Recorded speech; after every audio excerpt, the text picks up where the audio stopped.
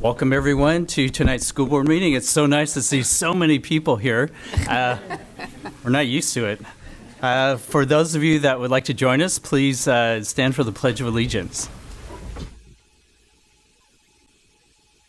I pledge allegiance to the flag of the United States of America and to the republic for which it stands, one nation, under God, indivisible, with liberty and justice for all.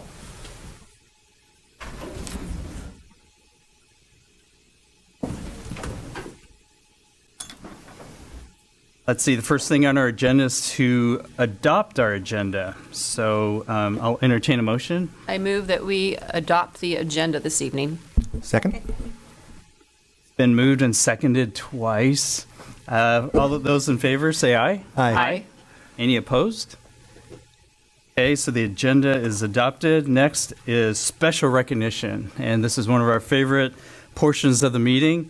First is to be able to recognize National Library Week for 2018, and for that I'll turn it over to Superintendent Steach. John? So I'll start with just saying a few words about how much I appreciate the work that our teacher librarian media specialists do in our district.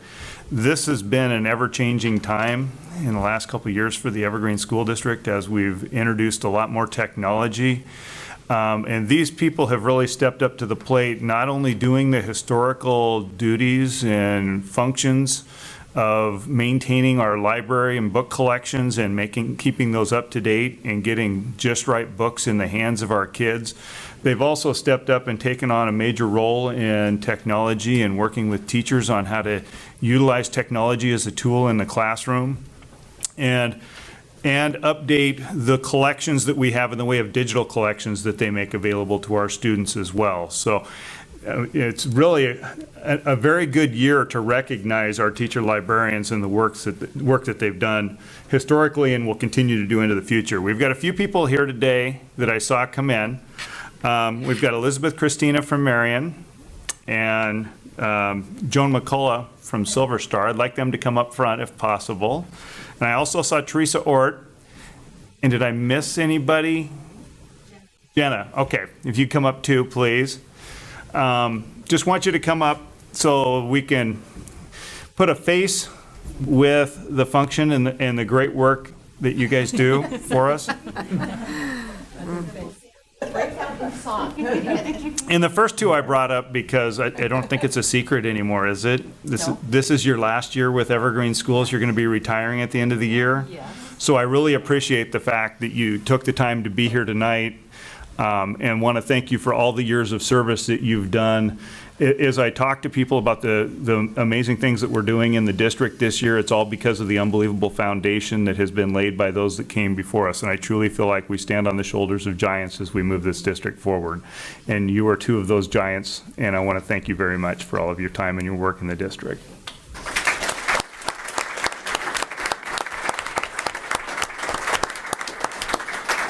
And to continue with the recognition for National Library Week, Director Bocanegra has our proclamation to read. Julie? Thank you, Todd. So Evergreen School District 114 Proclamation National Library Week 2018. Whereas libraries are not just about what we have for people, but what we do for and with people. Whereas libraries have long served as trusted and treasured institutions, and library workers and librarians fuel efforts to better their communities, campuses, and schools. Whereas librarians and organizers and information experts who for centuries have guided people to the best information resources, librarians provide more than facts. They provide the expertise and services that add meaning to those facts. Whereas librarians continue to fulfill their role in leveling the playing field for all who seek information and access to technologies, especially as our society is at a critical juncture regarding the changing information landscape and the skills needed to thrive in our digital world. Whereas librarians and librarians are looking beyond their traditional roles and providing more opportunities for community engagement and delivering new services that connect closely with patrons' needs. Whereas librarians and libraries open a world of possibilities through innovative STEAM programming, maker spaces, job-seeking resources, and the power of reading.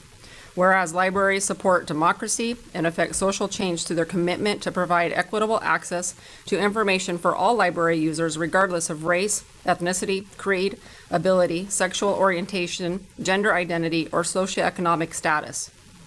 Whereas libraries work to serve all community members, including people of color, immigrants, people with disabilities, and the most vulnerable in our communities, offering services and educational resources that transform communities, open minds, and promote inclusion and diversity. Whereas libraries, library workers, and supporters across America are celebrating National Library Week. Now, therefore, it be resolved that the Evergreen School District Board of Directors and the Evergreen School District Administration proclaim National Library Week, April 8th through the 14th, 2018. We encourage all residents to visit the library this week and explore what's new at your library and engage with your librarian. Because of you, our experts in the library, libraries transform. And it's signed by our Board of Directors President, Todd Usuria.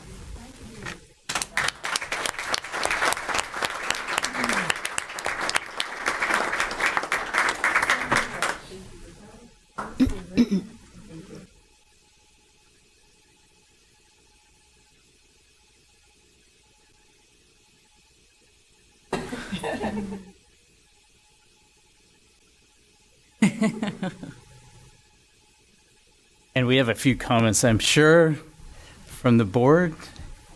Absolutely. It is interesting to see the evolution of libraries and media centers and everything. But you know, it still, though, is a place that is so fun to go. And I remember when I was in elementary school, and you could ride your bike anywhere around the neighborhood, and I'd ride to the library in the summer, and I loved the library at school.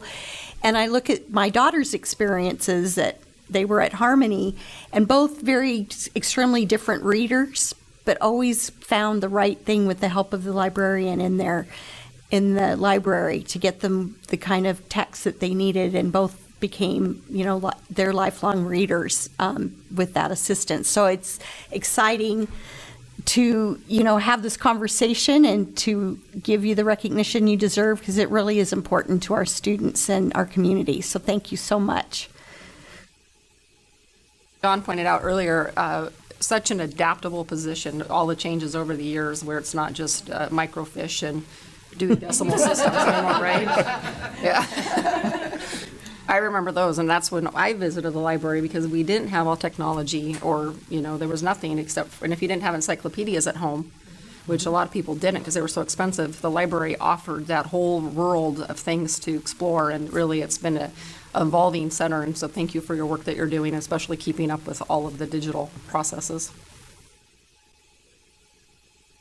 I hear you about riding bikes. I'd go from, our house was around, we called it St. Joe's Hospital then, but I would ride my bike from there to the Fort Vancouver Library when the school was closed, but down the hill and then back up the hill, because I wasn't given a bus pass.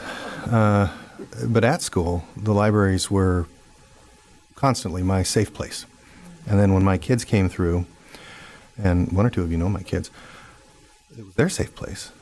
And I've always been glad that there is a curated, quiet place for kids to go. I don't know if a makerspace in the library is going to preserve that as perfectly as you always have in the past, but that's okay. That's okay. As they change, they need to. And I appreciate the environments that you create for kids.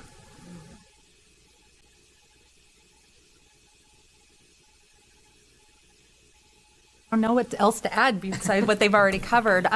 Just thank you guys for all of your work. I know how much you guys mean to all of us and our children. I know that my child loves to spend her recesses in the library helping. It's her place to go. So I do appreciate everything you guys do. Thank you. I'd like to say I'm a big fan of libraries. I'm a big fan of teacher librarians. As we've all been saying, I mean, really appreciate the work that you've done, especially in this time of transition, because you're in such key positions to help us, carry our work forward. So thank you very much. And I'm also on the board of trustees for the Fort Vancouver Regional Library District. as an example of, my interest and how I place libraries' importance. I guess I also want to introduce in the audience, I believe Justin Keeler's here from Fort Vancouver Regional Library District. He's the Director of Community Outreach. Justin, you want to stand?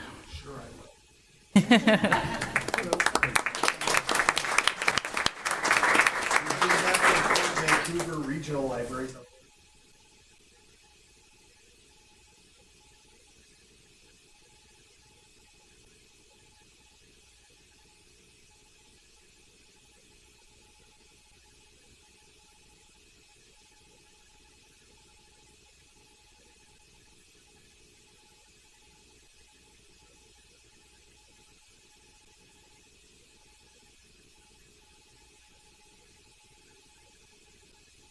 Some resources.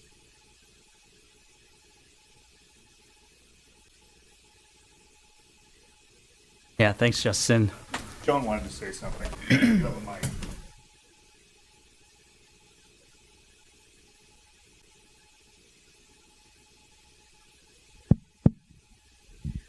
I just, one of the reasons why I came tonight was because I am retiring, and I have spent 39 years in this district, 34 at Silver Star, and it's a bittersweet time to be retiring. It was a very hard letter to write.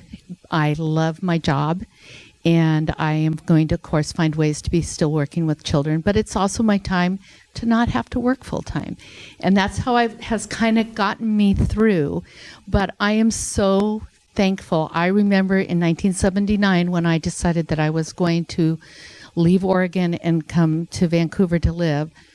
And I had people warn me, oh, you don't want to be in the Evergreen district, but I have been so blessed with watching this grow from a tiny, tiny place to the district it is today. And I'm excited to see what the new chapter in the library is going to be all about with the makerspace and the person that is stepping into that position is going to have a blast. And I also want to thank the board and the district for bringing on Jennifer Lagarde, aka Library Lady, because she has been an awesome mentor for us. What a way for us for me, my senior year of teaching, to be able to have that kind of professional development. So thank you, thank you, thank you.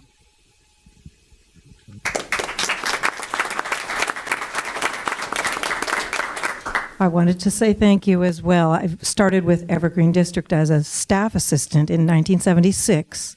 Then I was a music teacher, as Don Nelson remembers, a music teacher for quite a few years and had some health problems and dropped back, then came back to library, 18 years at Marion. So it's hard to leave the kids. That's going to be the tragic part. But I appreciate this district. I've watched Evergreen grow.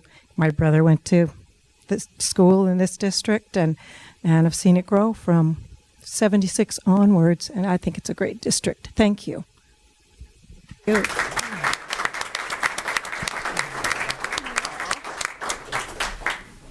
And to continue our special recognition, next is Public Schools Volunteers Week. And I also want to throw it over to John. And for Elizabeth and Joan, next year maybe you can be back here for Volunteer Week. Yeah. So I've got 3 recognitions I'd like to make today, and I'm going to announce the name and read a little bit about each of you. So if you could come forward when I share with everybody who these awards are going to. First, we have Carrie Coulter from the Evergreen Education Foundation. Carrie's a product of the Evergreen Schools, graduated from Mountain View High School, and has been... What? Yeah. Mountain View, you said. You've only been volunteering since 2013, so it can't be that long ago. And has worked on a variety of programs, including the school bus supply drive, the pantry project, the annual gala, and serving as the executive committee secretary. You have 4 children who also attend Evergreen School District. Next, we have Randy Johnson, who works very closely for the Endeavor Family Community Resource Center, coordinates annual donations with his company Zip Echo. In partnership with IDM, and benefits all of the district's FCRCs, even drives around and distributes those items himself. picks up fresh food for the Endeavor Food Pantry and others as needed, and delivers furniture to families, helps out at family events at Endeavor, and much, much more. And finally, we have Cassie Noble, who's an art discovery volunteer for Pioneer Elementary School and was nominated by Karen Rivera, our coordinator, in acknowledgement for all the dedication, energy, and time that you give to the art discovery program and to the children in Evergreen. So I've got something for each of the three of you. Actually, why don't you read the proclamation first? Okay. And then I can give the... That sounds good. So we have a proclamation to read, and Director Grunwald will be reading this. So, Jenny? So I had the pleasure of receiving this award last year, and you see what it leads to, so be careful. So I get the honor of reading the proclamation for you guys tonight. Whereas April is designated National Volunteer Month, and whereas volunteering and community service are integral parts of our national life, and whereas the Evergreen Public School Board supports active community involvement as part of its 9 strategic plan goals, and whereas volunteerism mobilizes valued and diverse resources of our community, and whereas volunteers are vital members of the education team who willingly give their time and talents. Now, therefore, we, the School Board of Evergreen School District number 114, officially recognize the month of April as Volunteers in Education Appreciation Month and encourage all school staff to initiate, support, and participate in appreciation activities designed to recognize school system volunteers.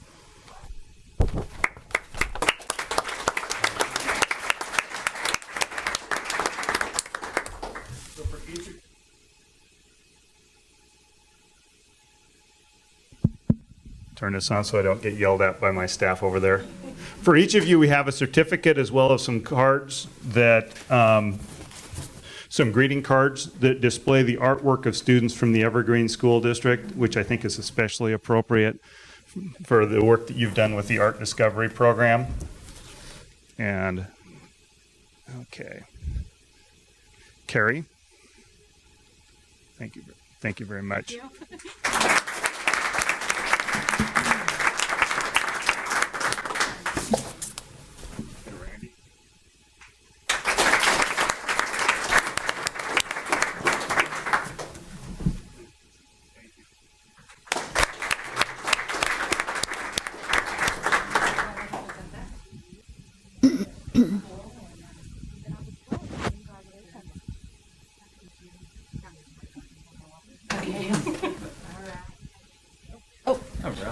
Yes.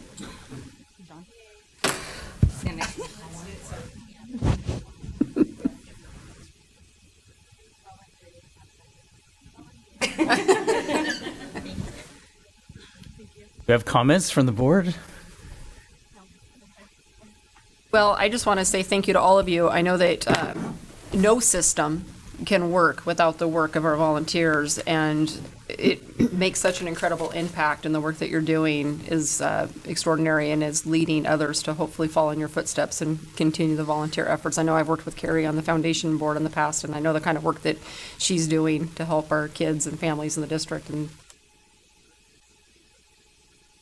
Yes, I think every one of us on the board started as a volunteer in the schools, and it's very gratifying to be a volunteer, and I'm really proud of the fact that our district has a lot of volunteers. The people want to assist in our schools.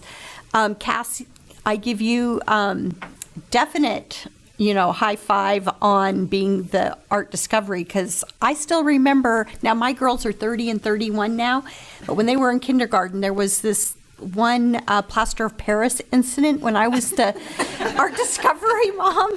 And so being able to coordinate all of that and keep that all going is just amazing, and the kids just love it. So thank you all for your exceptional work with our children. Oh. Yeah, we all started as school volunteers. I know the experience changed back when my 23-year-old was 5 and we didn't know what the schools were like. Just spending some time in a classroom with a willing teacher and a willing school to take me in as well and let me help flipped my attitude about the schools. It only took like 2 visits with that kindergarten teacher. Never forgot her name, Ms. Emerson. And, well, since then, here we are. And there's a lot of joy in it. A lot of fun. Like I said, be careful because. Yeah, I'm really. Secretary and President. Yes, so I served on the foundation for quite a few years, and here I am now. So volunteering in the schools, PTA, constantly. The schools are, when I wasn't at work, actually everybody jokes because I do have a job that actually pays, and it's the one that gets less attention than everything else. But the schools and all of us, we couldn't do it without volunteers, and we definitely appreciate it. We need you guys. We encourage as much volunteering as you are capable of doing, and just thank you guys very much, because I know our schools would not be able to operate the way they do without the volunteers that we have. And my hat goes off to you because you make the lives of our students so much richer, and hopefully your experience with volunteering also helps yourself, making your lives richer as well. So hopefully it's a great two-way street. But thank you very much again for all your efforts.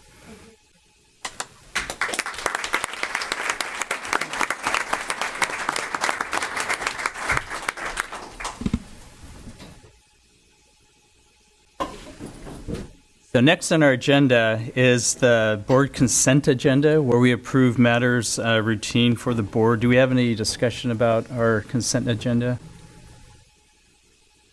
Okay, seeing none, I'll entertain a motion. That we approve the board consent agenda as presented. Second. It's been moved and seconded. All in favor say aye. Aye. Any opposed? Okay, that passes. Next, we have the superintendent's consent agenda. Any comments? Okay, I'll entertain a motion. I move that we approve the superintendent's consent agenda. Second. It's been moved and seconded. All in favor say aye. Aye. Any opposed?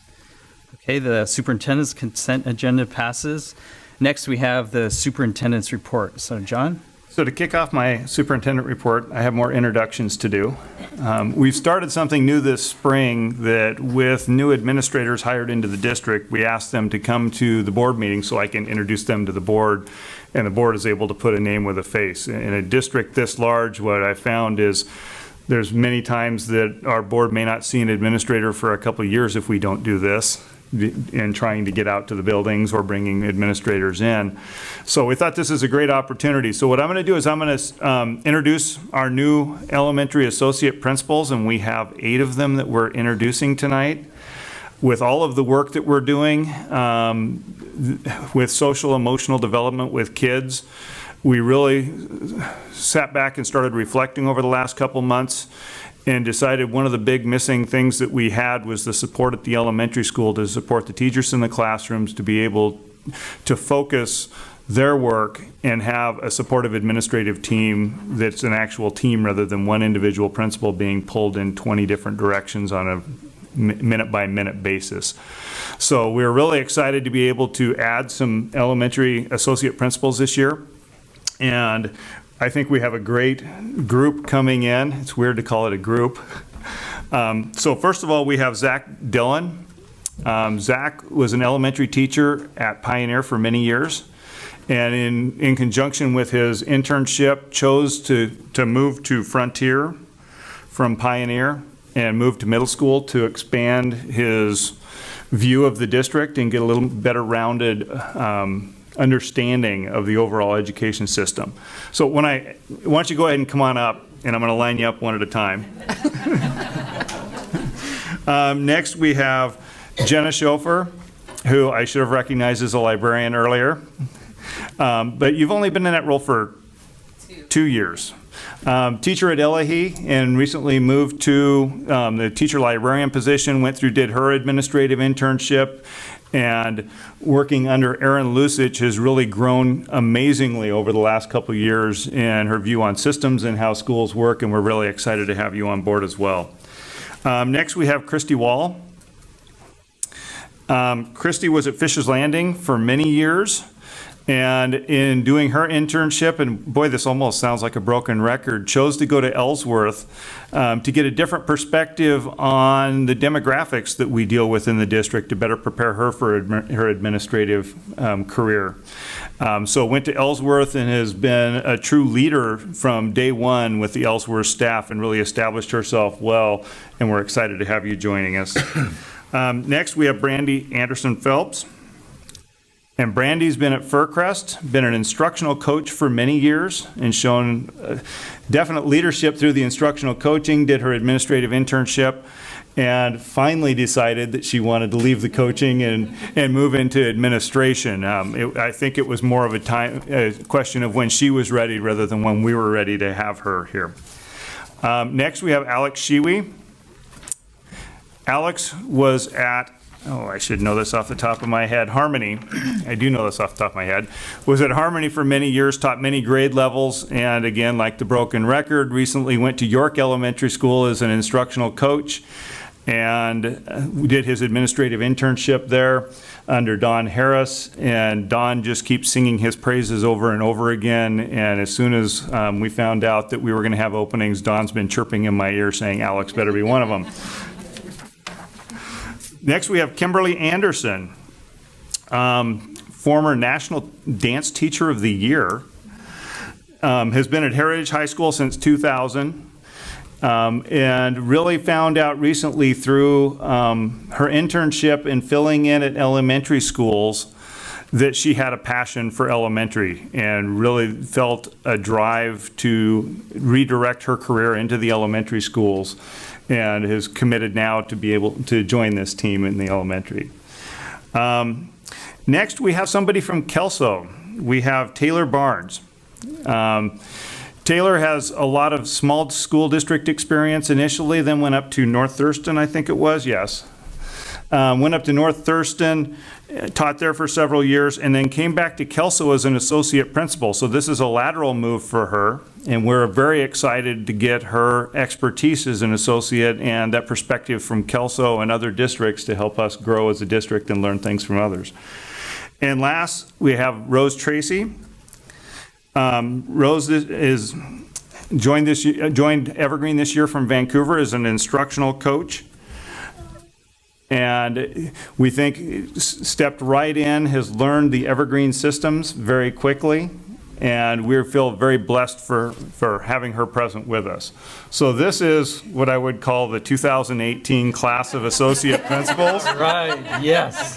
What I was going to ask them to do or give them the opportunity is if they wanted, I know they have family and friends that are here, but if they wanted to just introduce themselves very quickly. If you want to say a couple words, if you can, and also if you'd introduce your family that you have with you here tonight. Hi, everyone. My name is Zach Dillon, and I'm very excited at this opportunity and the professional learning and new perspectives that it'll afford me. I've worked really hard for the last 11 years to become the best teacher that I can, and I would plan to do the same as an administrator. I do have my family here. My son, Oscar, is right there, and my daughter, Ruby, and my wife, Amy, have all come to support me, and I really appreciate it. They're what keeps me up, so thank you very much. Well, I think testimony to being fairly recent Vancouver transplants from Portland. My husband got lost trying to find the district office, so he's not here, and our 3 children are grown. So our youngest lives in Germany, and our middle daughter just graduated from Seattle University, and our oldest lives in the Maldives. So they're here in spirit, and like Zach said, I feel so honored and excited to be able to be in service to kids and their families and our teachers and our staff in this new leadership capacity. So thank you very much. I am Christy Wall. I came to education in 2005 from a career as a broadcast news writer, and I found something that feeds my soul. And being an educator is who I believe I was created to be. I am a product of Evergreen Public Schools. My husband, Aaron, is a product of Evergreen Public Schools. Put the camera down. And both his parents are here, my in-laws, and my parents are here as well. And the 4 of them are homeowners in the area and have been so supportive of the school district and my career in the district as well. and they live within a mile or two of district office. So it was easy for them to come here and embarrass me. And then my son Elijah is here, as well as we have an international student from China this year, Bill, who is going to be attending Ohio State next year. He's from China, but he's going to be studying in the United States. So. Guys, yeah. Hi, my name is Brandy Anderson Phelps. As Dr. Steach said, I've been in the district quite a while. Feel that it's an absolute honor to continue doing this work and serving our children, and wanted to thank everyone. My husband is in the audience, my husband with the phone, Keel, and my two children. Emily is at a track meet currently, and my son is 13, and that's pretty much all I need to say about that. So thank you very, very much.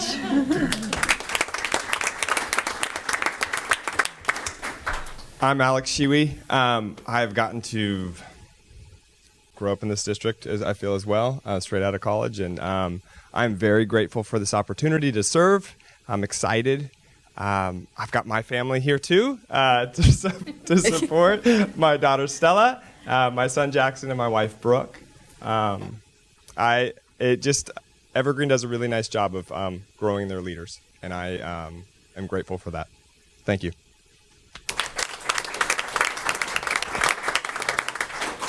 I'm Kimberly Anderson, the other Anderson, and I'm humbled and honored and ecstatic all at the same time to have this opportunity. I can't thank you enough for that.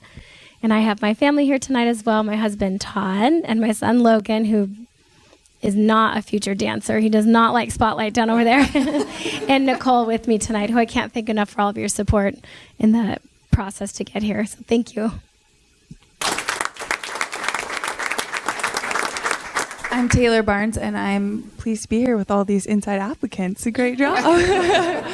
I'm most recently working at Kelso School District as an assistant principal, and then coming down this way. My fiance was unable to make it tonight. He's in medical school, so he's really excited to call Vancouver our forever home and kind of make the transition to somewhere we want to be forever. I've had a great opportunity over the last 10 years just to have a lot of different variety of roles in education, but the one thing that remains consistent is my support of families and students. And so I'm really excited about your strategic outline and guidelines and your movement for student success and using data. And I'm really excited to be a part of that in the future. Thank you. Hi, I'm Rose Tracey. I'm just really excited. It's been a great move to Evergreen from the other side of the district. And I'm really happy to be here with a philosophy that really matches my own after years fitting into one that didn't necessarily completely fit me. My son's 12, and much like Brandy's children, was not going to join me. My principal was kind enough to come after my mom and dad said they don't drive over the bridge at rush hour, and I can't blame them because I wouldn't want to either.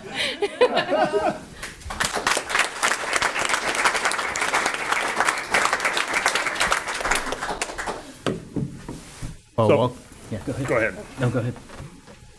Somebody go. I was just going to say again how excited I am to have this quality group of candidates, because when we had the discussion and we were looking at budget and the potential of being able to do this, one of the things we said is where are we going to be able to find enough quality people to fill this? So we actually did have a backup plan on if we can't find enough, we could do this, we could do this, we could. Fortunately, we didn't have to because we did have a great crop of candidates coming forward. Have you assigned them to schools yet? That's Scott Monroe's job. And when I did my interviews with them, because they went through a full interview process with a large group of principals, and then they came and met with me for about a half an hour. And one of the questions I had is, what are the things that we should take into account when trying to match you up? What strengths do you bring, and what areas of growth are you hoping to be able to achieve? And Scott and Janae took copious notes, and then Scott has the job of making what we call the arranged marriages. And he'll be putting people together and then bringing a recommendation to me, and then we'll let them know. Some of them will be split between two sites because we still couldn't afford to have an associate at every single, full-time associate at every single site. But this will give us a minimum of a half-time associate at 6 of our elementary schools and a full-time associate at 15 of our elementary schools now.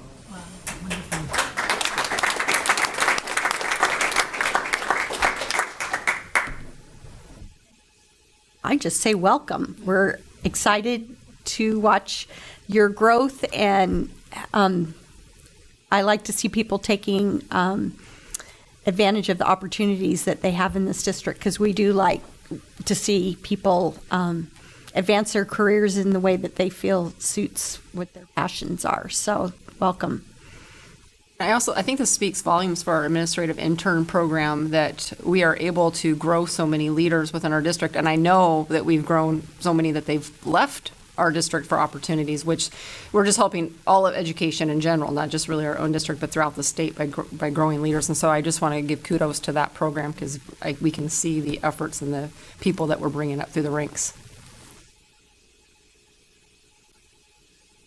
And I think a lot of those kudos ought to be directed to the two guys standing in the back there, Bill and Scott. They've really taken this program over with Janae's support. And it's a model that I think the Principals Association and the State Principals Association really is looking at, that is a model program that other districts ought to be trying to emulate in growing leadership. Welcome. That's all. Yeah. Congratulations, you guys. Thank you. Welcome to your new roles in the district. And I'm so glad many of you brought your family members, because we know that it's the support of your family that is so important to, progress in your career. So we really appreciate the families too. So thank you very much. Superintendent's report. I have a couple other things. I did attend a meeting with Governor Inslee yesterday on the Career Connected Learning Task Force. He met at the ESD with Southwest Washington, and we discussed, Ted Feller presented from the Southwest Washington STEM Network, some of the work that he's been doing. Ben Bagapore talked about his trip to Switzerland and the internship program we have, so much of the information that the board recently received. And the governor was very impressed and indicated he's looking forward to hearing more from what we're doing down here in Southwest Washington over the next few months in shaping where he wants to be able to take the state. This morning I talked at the CREDC spring luncheon. The focus was on education and improving our workforce, and gave a State of the Schools address that I think was pretty well received. I had 3 legislators ask me for my PowerPoint afterwards, so I took that as a good sign. Yeah. And then, since I took up so much time, the only other thing I have to share is tomorrow night I am going to try to play basketball with the Harlem Wizards. And we did have our practice. I'm not with them, right? Against them, yes. Yeah. What time and where? The game starts at 7 o'clock at the Union High School gymnasium. Tickets are on sale online, or you can get them at the door if Yeah. there's some available. Jenny, aren't you playing as well? I am. Yeah, we had our team practice last night. Whoa. And my thinking is, I hope we don't get shut out. Oh, it'll be so entertaining. Yes. So that's all I have for tonight. Okay, thanks, John. Next, we have on our agenda our monitoring of district operations. And what we have first is a second reading of Operation Expectations Policy OE8, which is communicating with and support for the school board. So at this point, the board has received the reasonable interpretation and indicators for this policy. And I'll throw it over to you, John, for a further description. So at this point with OE8, I presented it in detail at our last meeting, and haven't gotten any comments from board members, the public, or staff members. So I would recommend at this time that the board approve Operations Expectations OE8, communicating with and support for the board, for second reading for the reasonable interpretation and indicators. Okay, thanks, John. At this point, I'll throw it to the audience. Do you have any comments or questions about this policy? Okay, seeing none, we'll close the portion for audience questions, and I'll entertain a motion from the board. I move that we adopt Operations Expectations 8, communication with and support for the board, reasonable interpretation and indicators. Second. It's been moved and seconded. Do we have any questions or comments?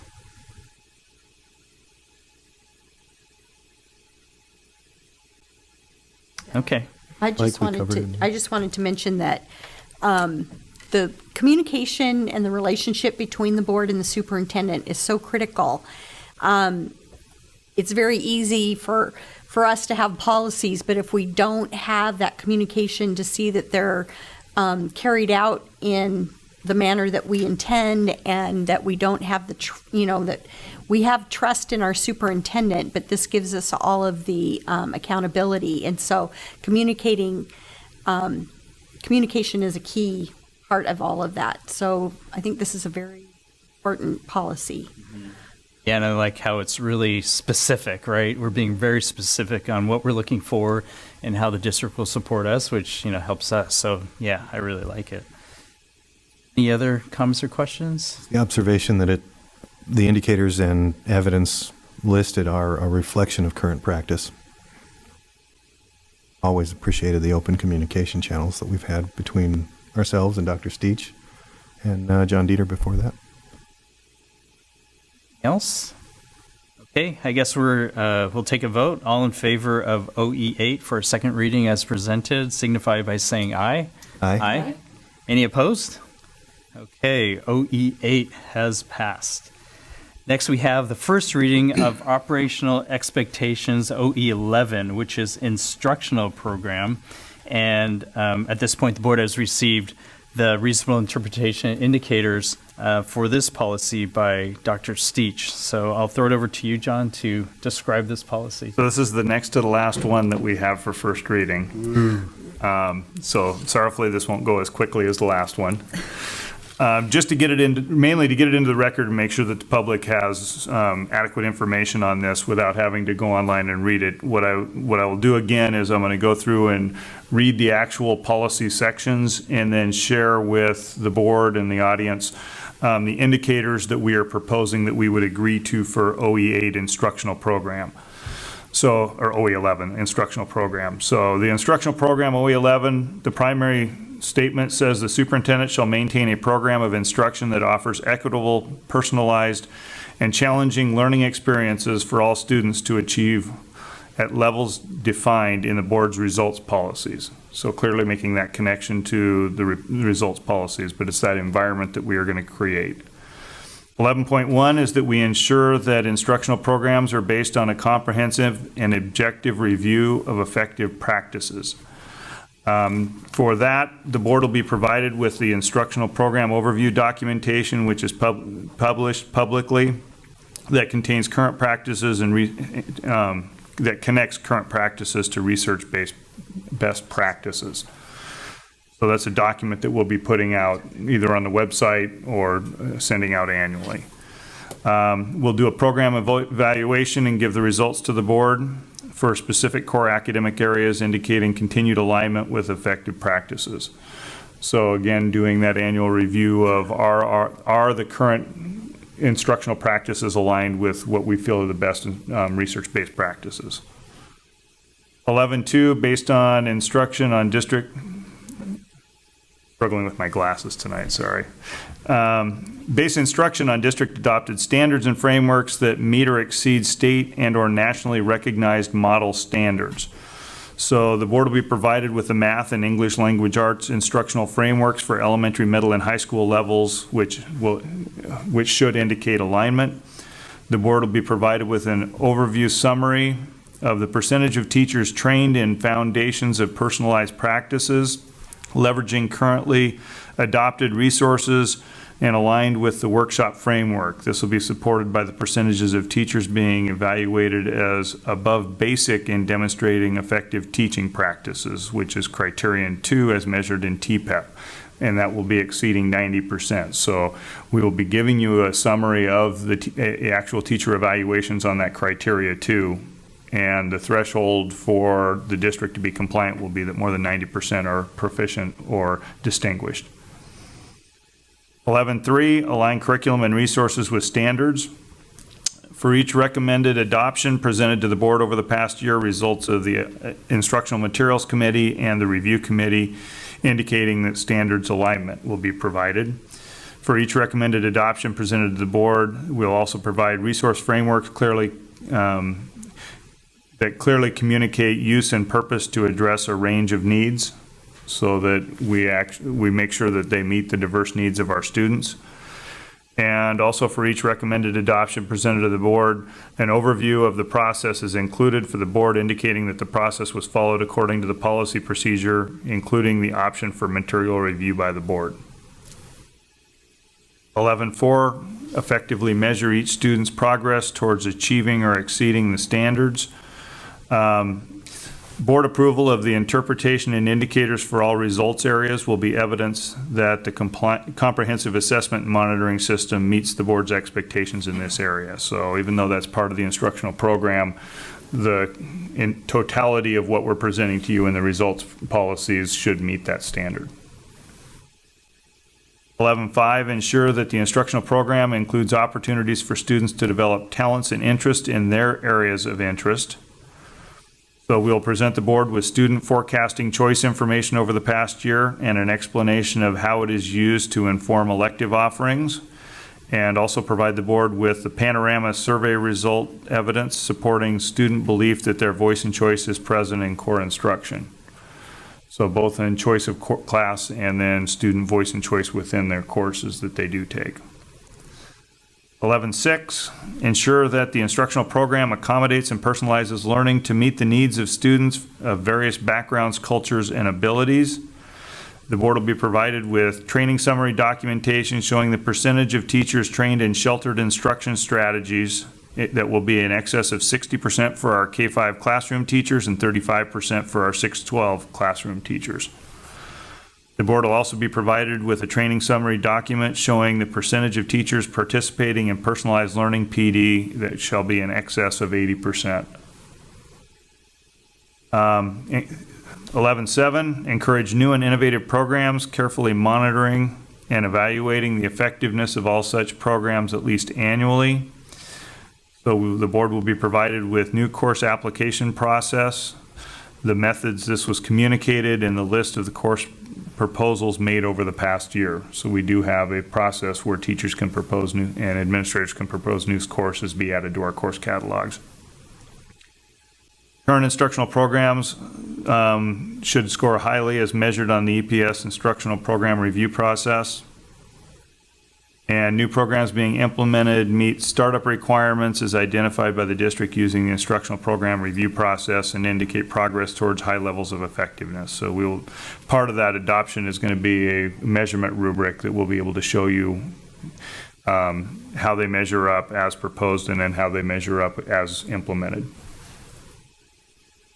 11.8, regularly evaluate and modify all instructional programs as necessary to assure their viability and continuing effectiveness. So program evaluation results for specific core academic areas, monitoring continuing alignment with effective practices and instructional frameworks. That program evaluation will be provided, and also panorama results for student culture and climate, measuring specific measurements specific to instructional program and engagement. And 11.9, appropriately review instructional materials upon formal request by a parent or other stakeholder. And that really applies to the challenge of curricular materials that we have already adopted.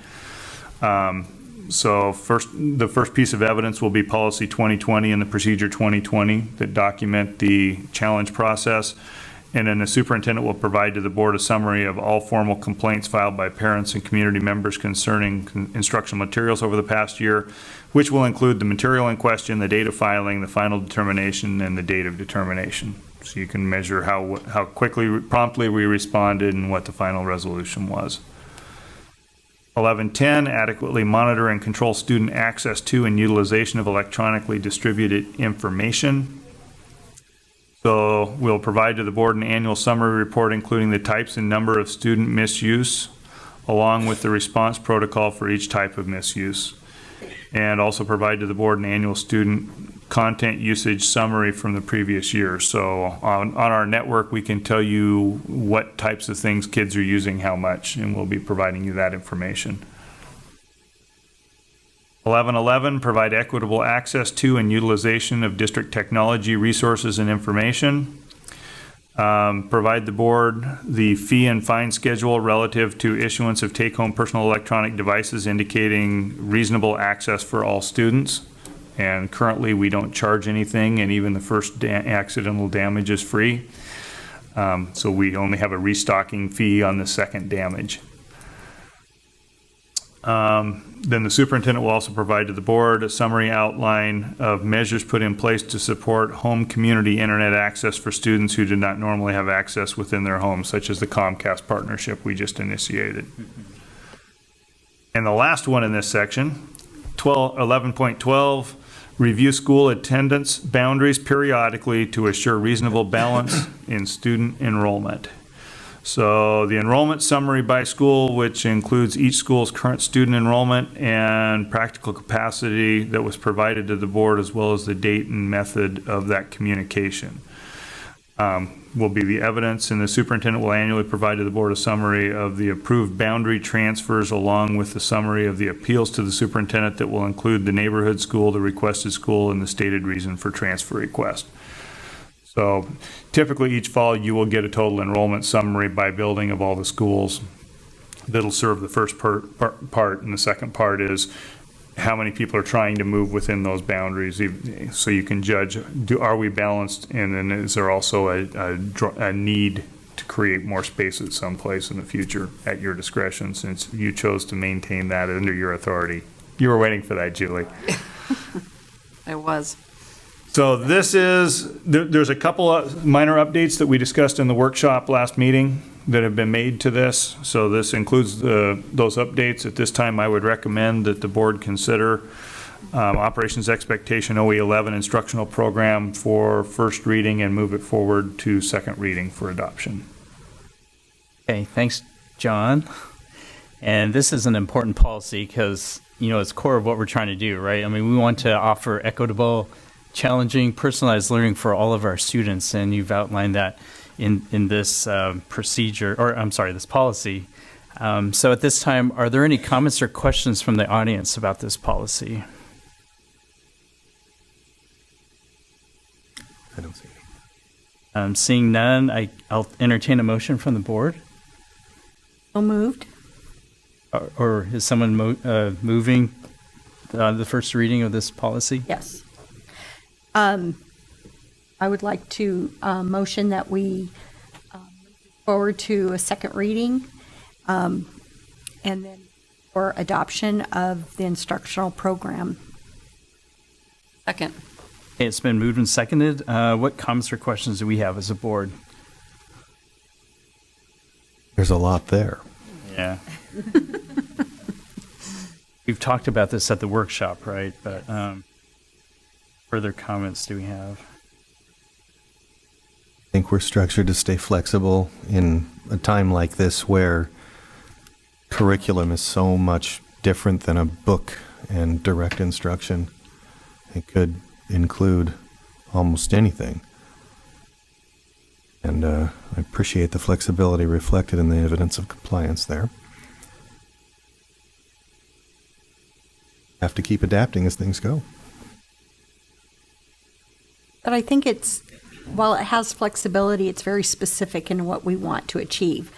And so that there's no question about the direction the board wants to go with our students and the expectations that we have as a system. So I appreciate all the detail that you have in there.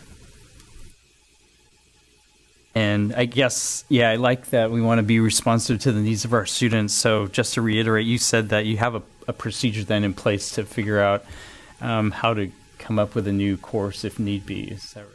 Yeah, we have that process in place. What we didn't previously have was a process to monitor and look at the effectiveness long term. So that's there's a couple things that working with Chris McMurray that we've really committed as an administration to put in some follow-up measures on things that we currently do but don't measure the effectiveness of. And that's one of those. And it was driven about by the board policy that really says that, you know, if we're going to do things that are innovative, we're also going to make sure that they work. And so we had to have that discussion of what are we going to do to check on the effectiveness of the changes that we have made.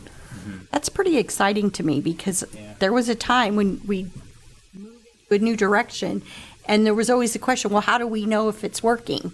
Because a test score isn't always going to give us that answer. And so I really appreciate that thoughtfulness about that, because as a board member, we want to be able to articulate out to the community that what we're doing is actually impacting student learning and or whatever else we're trying to achieve. So that's pretty impressive to have that set up that way. And then I guess the other comment I had was on 11-12, which is like review of attendance and boundaries. So I guess what we're talking about is continuing on what we had agreed upon, right? You're within your organization, you'd be handling like the boundary appeals, the in-district boundary appeals, and with this section, we would get like a summary report annually on how things are going. Yep. So. Correct. Okay. Any other comments or questions? Okay, so it's been moved and seconded for first reading. We'll take a vote to approve it for the first reading. All in favor, say aye. Aye. Any opposed? Okay, so this policy will be brought forth at our next board meeting for second reading. And deviating from the agenda slightly, we have a scout in the audience. Scouts? Do we? No scouts. Nope. Oh, do we? Okay. Oh. Oh. Are you a scout? Oh, well, we're glad you're here. Yeah.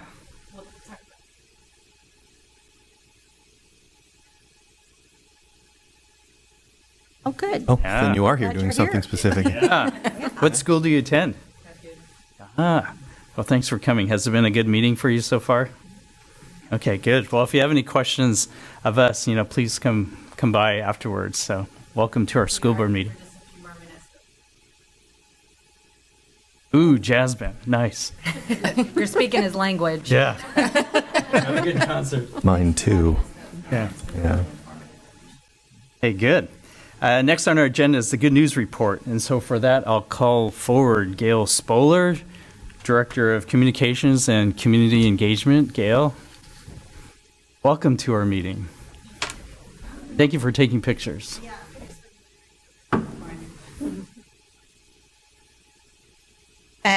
This month's good news report a little shorter because we had spring break in there, and we're just getting information in now. And so for this month, no surprise that the Evergreen School District has some of the best high school mathematicians in the country, but we have some proof here. National Mathematics Contest administered by National Assessment and Testing this year has Evergreen High School placing 11th in the nation in the team scramble. Mountain View placed 18th in the country in the ciphering time trials. And one of their team members, Famid Rahman, placed 3rd in the 9th grade division. And then Mountain View placed 12th in the nation on the 4x4 competition.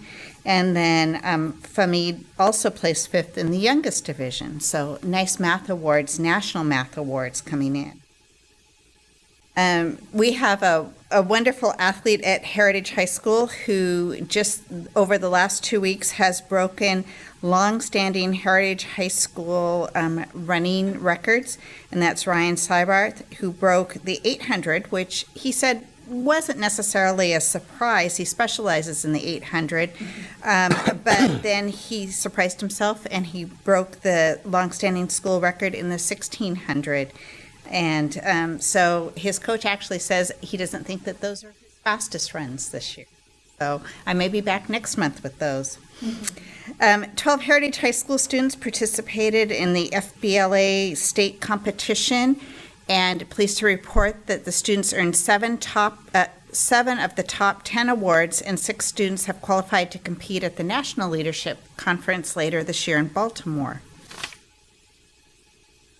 Fisher's Landing Elementary School celebrated their 19th annual Multicultural Night. Over 18 countries were represented at booths with cultural artifacts, art, and food, and guests included our Mayor Ann McInerney Ogle and Chief of Police James McIlvaine that spoke with the students about the importance of embracing diversity. Crestline Elementary received one of the 24 grants from the 4th Annual Wells Fargo and Trailblazer Foundation Take It to the Court for Education program. They received a $3,000 check to continue funding the After School Girls Inc. program. And Christine Hill, a counselor at Crestline, brought the Girls Inc. program to the school and then helped them apply for that grant. So we'll be following up on that program as well. That's just a little snippet of the good news for... Thanks, Gail. No questions or comments, right? Okay. News. Yeah, good news. Next on our agenda is a budget update, and I call forward Mike Merlino, Chief Operations Officer. Welcome, Mike. That's good news, too. Evening. I would start just by saying I think that bringing the administrators in here and introducing them is probably about one of the best things I've seen in a board meeting and all the time. I mean, I think it's great that they do that, and it's great that they get an opportunity to do that. So I thank whoever came up with the idea. I think it's great. I'm assuming it was John, right? Just take the credit. I should give for it. Janae credit. He was pointing back in the back. No, then it worked out okay. As far as the monthly report, there isn't a significant change from last month. Enrollment at this point is pretty well locked in. We've had 8 of our 10 months, so there's not going to be significant changes. As I kind of reported last month, the biggest unfinalized piece for this year is how this transportation safety net money is going to be allocated. When we met last month, there was kind of a brief conversation. I alluded to some concern that we had. We've gotten a little better information that we think that Chris Reichdahl, the superintendent of public instruction, is going to kind of weigh into this situation. And it's probably about $1.7 million, $1.8 million that we're talking about in terms of how OSPI determines their calculation. So it's a pretty significant thing for us. And we'll just keep you updated. I believe Representative Harris was supposed to reach out to Superintendent Reichdahl today. I'm not sure whether they were able to make contact. Melissa Gombowski, who's our individual that works with us up in Olympia, has done a great job. Very active, very helpful. She's worked to make that happen. And I think that it should be favorable. If there's a snag there, we have a little more information we can share with them as to how we think of their calculations and the appropriateness of them. But we'll hold off on that until the right time. So, like I said, I mean, enrollment we've known all year long. We've had this shortfall. There's not much changing there. The estimates for the year, I think the biggest piece that we're still waiting for, as I've mentioned, is this transportation. We should be at or around break even. We still expect to receive those funds. If we get news that's not positive, then I would reflect that in the estimates. I would also note that the fund balance is estimated to come in at or above the 5% that the board has dictated in policy. So that's been taken care of. We won't have any issue with that this year. So I'm just reflecting it that way. And that's all I have. I'm happy to answer any questions anyone might have. Yeah, what questions do we have for Mike? I guess I do have one, just to be clear in my mind about the difference in revenue from the original budget to the estimated final, where the original estimate was almost $344 million, and now it's like $338 million. Right. So that's mainly the enrollment. Well, it would be enrollment would be a big piece. We always put in a contingency of revenue as an offset, both a revenue and an expenditure, just to give us more budget capacity to avoid needing to come back and do a budget extension. Because you remember, we have to have, when we pass the budget, you authorize an expenditure level. And if we get close to or above that, we have to come back to a budget extension. So we'll typically add $3-4 million in as a revenue and expenditure offset. That's neutral to the budget, but gives us a little extra capacity so that we don't have that issue come up. And a third piece that we've kind of had the last few years, and I think we're finally getting to the point where we have a sense of it, is when we actually buy the devices that we've had as part of the one-to-one, we have to expense the full amount. We have a revenue and an expenditure offset. So if I think it would be at 10,000 or something this year, all of those have to be expensed fully. So even though we're leasing it over a period of time, the full cost of the lease gets expensed with a revenue offset. So we've had some years where it's even been further off because we weren't exactly sure how many we were going to buy or what we were going to even buy. Unfortunately, that was a piece of what we dealt with when we were going through the negotiations, some of the confusion. I remember a board meeting, I believe it was August 24th of 2006. No, I don't remember the day, but it was in 2016 where there was a lot of question. That's another reason why the revenue can be off, is because we're trying to predict exactly how many devices and making sure that the expense and the revenue are accurate. So it's probably those three things that make up for it. Long answer to a real short question. I'm sorry. Oh, that helped me. Thank you. You expect those planning numbers to smooth out as we get used to the device rotations and things. Correct. So. Yeah, I mean, we're locked in now. We know what the staff devices are. We know what the student device. I mean, and we're in the middle of the lease at this point. So now you won't see these big. Now it's just the lease payments that will be part of the budget. Questions? Okay, thanks, Mike. Thank you. What we have next on the agenda are board comments. Do we have any? I just wanted to give John a clap for his Just one. just one clap. Okay, go ahead. for his excellent presentation today at the luncheon. It was, I think, really informative to people to see that what's happening in our system now versus what they've seen in the past, and I heard a lot of really good commentary about it afterwards. So, representing us well. Rob and I had a chance this morning. The board, our communication and linkage plan was to meet with different groups in the community, and students was part of that because we want to hear student voice. So we actually had our first breakfast with the board this morning at Mountain View. I thought it went really well. We got really good feedback from a lot of the students. It was a great group of kids, and we asked them a variety of questions. And then, of course, we centered it around our results policies and what they felt like, they needed in their education to be prepared once they leave high school. And we had a really good discussion with those kids. Got anything, Rob? Well, the topics we were able to cover, we talked about the student action a little bit. Got their perspective from a student's point of view about what that action was about and what their experience was like, and that was really just neat and informative to listen to. The fact that the controversies that swirl around nationally go right into the schools, and the disagreements and things are on the minds and in the hearts of the students. Not just one point of view, it's all the points of view. I was really impressed by the aspiration and ability they had to communicate so clearly. People, I hear a lot of people from time to time, I call them grumpy uncles, kids today, kind of comments and things that they don't this and they don't that, but I detected no evidence that these weren't ambitious and smart people who were dedicated to the common good from their youth. Really impressed. I'm glad we took the time, and I hope we keep it up. Yeah. We have conversations with I think, 3 more scheduled? 2 or 3 more scheduled?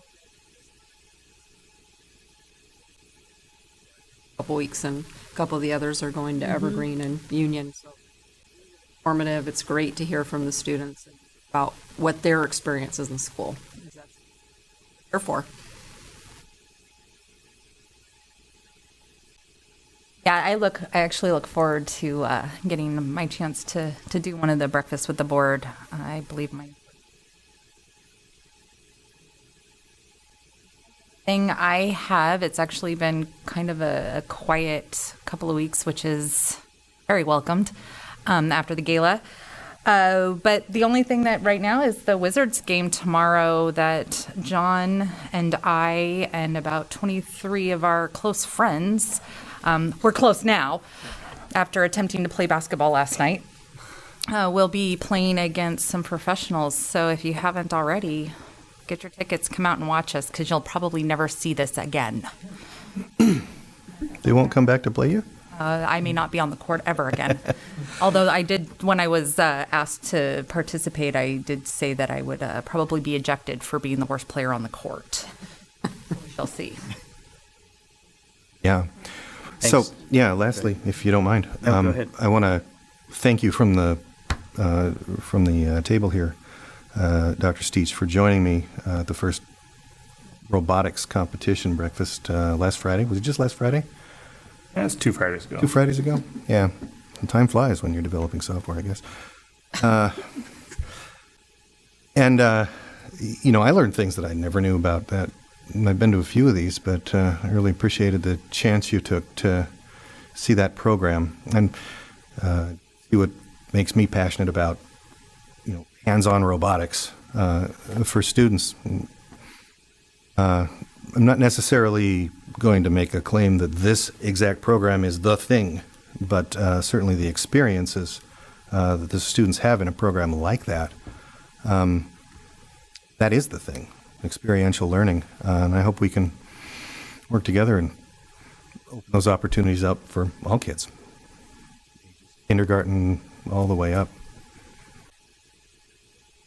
I guess my comment related to hearing from the kids, I mean, and talking about that CREDC lunch today, I really found it fascinating to hear from the student panel. There's a panel of 4 students there, students that have been through internship programs throughout the area. And it was great to hear how, you know, those experiences in the workforce has really shaped their career paths. And so I'm really glad to hear, John, that you had a good meeting with the governor yesterday talking about that effort. And I'm also excited that next week we're having our Region 6 WASDA meeting on Wednesday, and it's going to be at Cascadia Tech Academy. So area school directors will get to see that skills center, and we'll also have a spot on the agenda with, I guess, Ted Feller's coming to talk. Yeah, Ted and I will be speaking. Oh, both of you? Okay, that'll be great, because that'll be a chance for us to talk with neighboring school districts to see if they could help us in the effort to, you know, make it much easier to provide work experiences, hands-on learning experiences for our kids. And Todd and I have both now extended invitations to Paul Harris and Linda Wilson to come to the meeting and see what that presentation is. Good. Yeah, Paul seemed really interested, at least when we talked to him today. So, okay, great. Any other comments? Oh, I just, along with what you're talking about, Todd, I thought it was really interesting with the 4 students that their paths took such diverse, you know, ways. And, you know, from one who dropped out of school and then went back and got her GED and now, you know, is really moving forward with her career. And just, it was kind of a testimony to the fact that we know not all kids need the same thing to get where they need to go. So it was good, and I thought it was a really good meeting. Anything else from the board? Okay, next, do we have any future agenda items? None, okay. On the agenda next is the time for citizens' comments. This is the time for any of you can come forward to the board to speak for 3 minutes on things that are anything but not related to legal or personnel in content. And because the items would not be on the agenda, the board does not have the opportunity to respond. Do we have any? Nope. No one? Nobody on the list. On the list? Anyone out there? Okay. Going once, going twice, going 3 times. Mike, Okay. no. Okay. So given that, it's time for recess, and the board will be signing papers. After recess, we'll be reconvening in the green conference, the large green conference room, And we'll be talking about another policy, Operational Expectations OE6 on financial administration. We'll have a discussion about the Board of Distinction and self-evaluation planning for us as a board. We'll have a board meeting debrief. We'll have a legislative update. We'll have a superintendent's update. And then we'll have a closed session on collective bargaining. So we are now in recess.